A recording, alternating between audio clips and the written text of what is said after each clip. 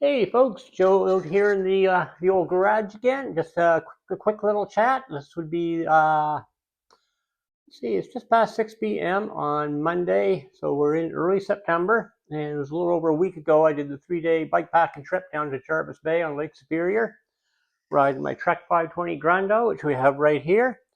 Front and rear racks. I did a video after putting those back on a couple of weeks ago in anticipation of the trip. I also have my Casati Duo, my old road racing bike over here. I'm going to do a couple of tweaks on that, get that ready for maybe a fast ride tomorrow. Anyways, on the bike packing trip that I had done, I want to do a short little follow-up video. If you watched the first two videos from that trip, you'll know that I had the GoPro on the wrong settings. It basically went into fast forward mode and didn't get any of the talking that I was doing during some of the climbs, both going in and out of Jarvis Bay on the steeper gravel roads and all that fun stuff. So I'm just going to touch base on that a little bit right now. The panniers, the new Ortley panniers, they're in the house. There will be a separate video coming up on that probably later this week.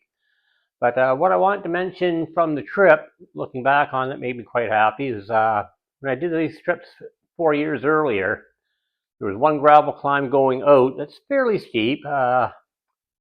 Not as well, yeah, it's fairly steep. 4 years ago, I was at my absolute limit getting up that.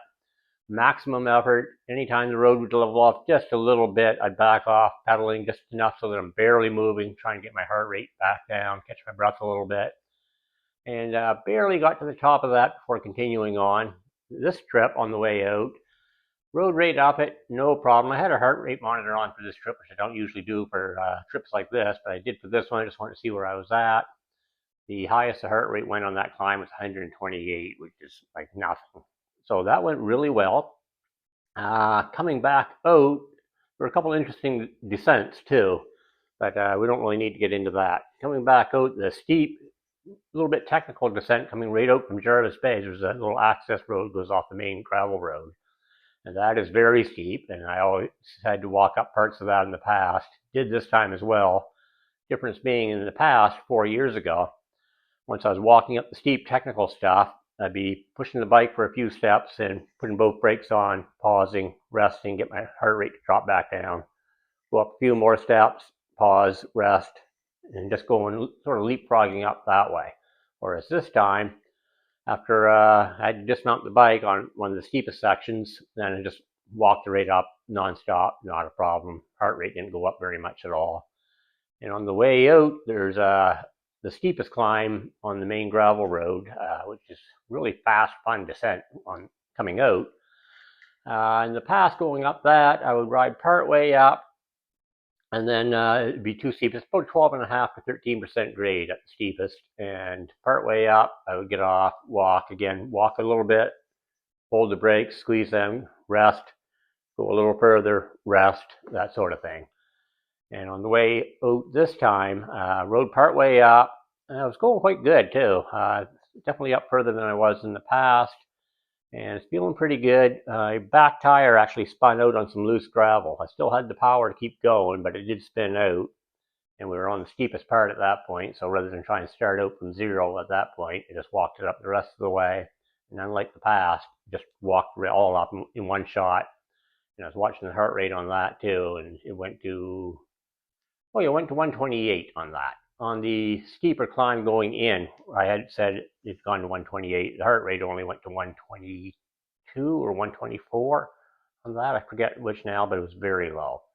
So the overall effort for this trip was, the perceived effort was much lower. That's what I'm trying to say. And the average speed going out and the average speed for the trip coming back in was, I don't remember exactly how fast I rode it 4 years ago, but I think I was probably a few kilometers per hour faster both directions. And that's despite a headwind most of the way going, light headwind going out and a light headwind, a little bit stronger, coming about halfway back. And the speeds are still much better. So the fitness has come a long ways. And those rides were before I had COVID and then the long-term effects of COVID long, and before I had a stroke a little over a year later on after that, a couple of years after that, which would have been February of last year, 2024. So overall, the fitness has improved in leaps and bounds on the cycling, and I'm very happy about that. I'm hoping to do another trip in about a week, might be just under a week. We'll see. We got to figure out the doggy daycare after a bit, in another week here. We'll figure that out. But the fitness has definitely improved. Out for a couple good runs the last few days, 3 runs in the last 4 days, actually 5, 6 runs in the last 8 days. Fastest 5K since 2012, 25 minutes and change. Fastest 10K since 2012, 54 minutes exactly. Today went out for just an easy 10K run, a 9K run. Basically a recovery run, keeping the heart rate down low, and it was just easy. And pretty happy with the progress and all of that. So anyways, this is just a little follow-up trip on the bikepacking trip I did a couple of weeks back, and want to talk about that a little bit and touch on the running a little bit. There will be a video coming up on the Ortlieb Panniers. This is Monday night. I don't know if I'll get this video up tonight. It might be tomorrow, Tuesday, when the video goes up. But either way, the Pannier video on the Ortliebs, that should be up probably by Thursday. Don't hold me to that, but that's what I'm aiming for. Anyways, I gotta cut this short right now, get back in the house. I got some food cooking up, and looking at the clock on the wall, it says it should be ready.